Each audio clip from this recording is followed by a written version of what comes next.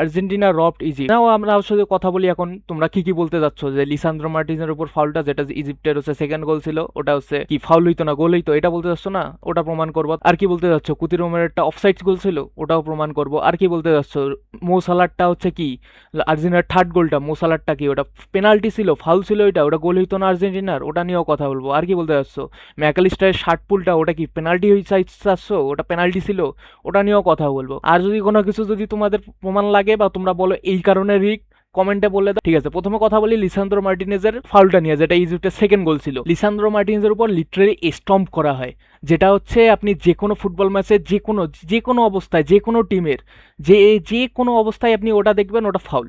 যেখানে আপনি রুল বুকে যান, রেফারির হচ্ছে যে কোনো রেফারির কাছে যান, ওটা ফাউল ভাই। আর যদি আপনি গোলটা বলেন বিল্ড আপের, ফাউলের কারণে বিল্ড আপে তো অনেক সময় হয়ে গেছিলো, এটা সম্পর্কে আপনারা বেশিরভাগটাই জানেন না, আমি জানি, তাই হচ্ছে ওটা ক্লিয়ার করে দেই যে আপনি ফাউল করার পর, বল উইন করার পর আর্জেন্টিনা প্লেয়াররা বল টাচও করে নেয় লিটারেলি পুরো হচ্ছে বিল্ড আপে। সেখানে যদি আপনারা আধা ঘন্টা বল নিজের কাছে রাখিয়া ফাউল করার পর যদি আধা ঘন্টাও নিজের কাছে বল রেখে তারপর গোল করেন, তাহলে সেটা ফাউলই হবে এবং গোল ক্যান্সেল করা হবে। এটা হচ্ছে রুল বুকেই আছে ফিফার। আর যদি আমরা কথা বলি এখন সেই হুলিয়ান আলভারেজের ট্যাকলটা মোসালার উপর, যেটা আপনারা পেনাল্টি যাচ্ছেন ভাই, এটা আপনারা কোন হিসাবে পেনাল্টি দিচ্ছেন ভাই? মাথায় কিছু আছে আপনাদের? প্রথমে দেখেন আলভারেজ লিটারেলি বলটা আগে হচ্ছে বলটার উপর আগে চার্জ করছে, বলটা হচ্ছে তাই বের করে নিছে, সালাল বল লুজ করে ফেলছিল, তারপরে আলভারেজের সাথে পা হচ্ছে ট্রিপড হয়, যেটা কোনো বেশি জোরেও ছিল না, হালকা ট্রিপ ছিল, তারপর সালা লিটারেলি ডাইভ করে সে হচ্ছে ওই হালকা ট্রিপের উপর যদি পড়ে যাওয়া আপনারা হচ্ছে পেনাল্টি যান ভাই, কিছু বলার নাই। আর সেখানে হচ্ছে যদি আপনারা বলেন সেম সিনারিও ছিল, জীবনেও সেম সিনারিও ছিল না।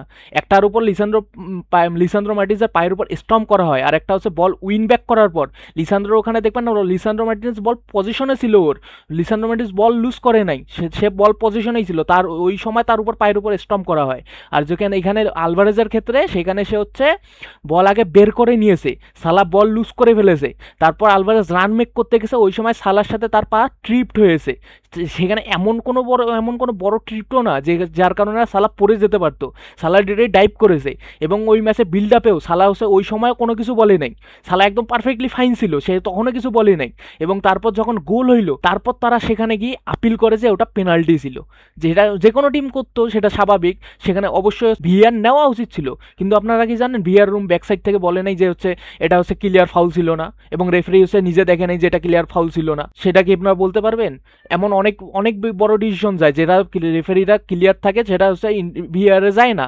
কিন্তু আমি বলবো এটা অবশ্যই ভিআরে যাওয়া উচিত ছিল, যে কোনো ডিসিশন, এসব বড় ডিসিশন সবগুলো ভিআরে যাওয়া উচিত ছিল। যেমনটা পর্তুগাল ভার্সেস ক্রোয়েশিয়া হয়েছিল, ওটা নিয়ে কথা বলতে চান না আপনারা? যেমন পর্তুগাল ভার্সেস কলম্বিয়া হয়েছিল, ওটা নিয়ে কথা বলতে চান না আপনারা? ও তখন রিস্ক ছিল না। পর্তুগাল ভার্সেস কলম্বিয়া লিটারেলি কলম্বিয়াকে হচ্ছে রব করা হয়েছিল, ওটা নিয়ে কোনোদিন কেউ কোনো কথা বলেন নাই, সে তখন ফিফা রিস্ক ছিল না। পর্তুগাল ভার্সেস ক্রোয়েশিয়া ম্যাচে যখন হচ্ছে মদ্রিচ হচ্ছে ম্যাচে ইন্টারভিউ কথা বলে, তখন সে কেউ মুখ খোলেন নাই, তখন কোনো কিছু রিস্ক ছিল না। যাই হোক, এখন কথা বলি আমরা হচ্ছে সেই ম্যাকালিস্টারের শার্ট পুল নিয়ে।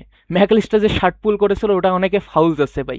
কলম্বিয়ার বিপক্ষে যেটা হচ্ছে আপনার পেনাল্টি, কলম্বিয়ার পেনাল্টি হওয়ার কথা ছিল না, যে ম্যাকালিস্টার তো এখানে হালকা শার্ট পুল করেছিল, যেখানে স্ট্রাইকার বলের সাথে গেমের মধ্যে ইনভলভও ছিল না, সেখানে সে খুবই মিনিউট হচ্ছে শার্ট পুল ছিল, একদম হালকা শার্ট পুল ছিল। এই শার্ট পুলে কখনো কোথাও হচ্ছে ফাউলে দেওয়া হয় না। আর যদি কলম্বিয়া ভার্সেস পর্তুগালের ম্যাচটা দেখেন, সেখানে হচ্ছে লিটারেলি শার্ট ধরে টেনে ফেলে দেওয়া হয়েছিল কলম্বিয়ার স্ট্রাইকারকে, সেখানে কোনো ফাউল নিয়ে কোনো কথা হয়নি, সেখানে কোনো পেনাল্টি ছিল না, সেটা একদম অ্যাবসলিউটলি ফাইন ছিল, সেখানে কোনো কিছু সমস্যা ছিল না। কিন্তু এখানে একদম মিনিউট শার্ট পুলের জন্য আপনারা ফাউল দিচ্ছেন, যেখানে প্লেয়ার হচ্ছে গেমের মধ্যে ইনভলভও ছিল না।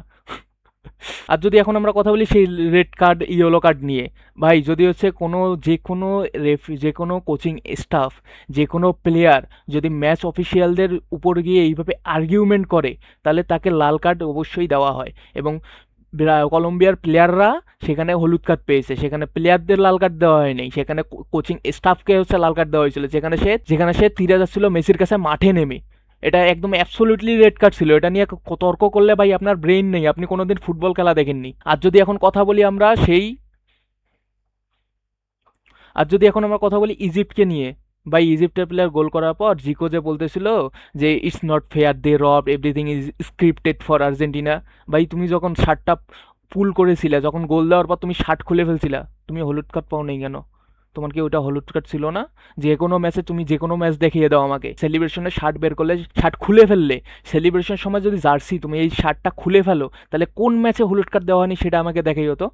তাই এখন তো হচ্ছে আর্জেন্টিনা প্লেয়াররা যাই বলতে পারি, এখন তো আর্জেন্টিনা প্লেয়াররা যাই বলতে পারিতো যে হচ্ছে ফিফা রিক করছে ইজিপ্টের জন্য, সেখানে একটা ক্লিয়ার ইয়েলো কার্ড দেওয়া হয় নাই। আর তোমরা কথা বলতেছো এখানে কোনো ক্লিয়ার কোনো ডিসিশনের কথা বলতেছো না, তোমরা হচ্ছে ডিরেক্ট হচ্ছে একদম নিজেদের ইমাজিনেশনে তোমাদের ফেভারিট টিম ফেভারিট প্লেয়াররা আউট হয়ে গেছে, তাই তোমরা এখন হচ্ছে ডার্ট খুঁজতেছো তোমাদের রাইভালদের উপর, যেটা কোনো সেন্সই করে ক্রিয়েট করে না ভাই। আর যদি তোমার পেনাল্টির কথা হলো আর্জেন্টিনার তাগলিয়াফিগোর উপর, ভাই তোমরা তোমরা ভাই ফুটবল খেলা দেখো নাই, তোমরা হচ্ছে 4 বছরে এই 1-2টা ম্যাচ দেখো, দেখে আবার চুপচাপ থাকো, তোমরা এটাই করো ভাই। হ্যাঁ, আর্জেন্টিনা রব করছে 2014 সালে জার্মানি যখন হচ্ছে ম্যানুয়েল নয়ার যখন হিগুইনের উপরে গিয়ে বল পাঞ্চ করে ক্লিয়ার করেছিল, ওটা পেনাল্টি ছিল না, তখন ফিফা রিক ছিল না, তখন হচ্ছে জার্মানি রিক করেনি, তখন শুধু তখন আর্জেন্টিনা তো মেসি লিটারেলি 2014 সালে তার ওয়ার্ল্ড কাপ পেয়ে যেতে পাইতো, লিটারেলি মেসির সেরা হচ্ছে ওয়ার্ল্ড কাপ ক্যাম্পেন, আমি এখনো ওটাই ধরবো, যেটা আমার ফার্স্ট ওয়ার্ল্ড কাপ ছিল, যেটা আমি প্রথম দেখেছিলাম।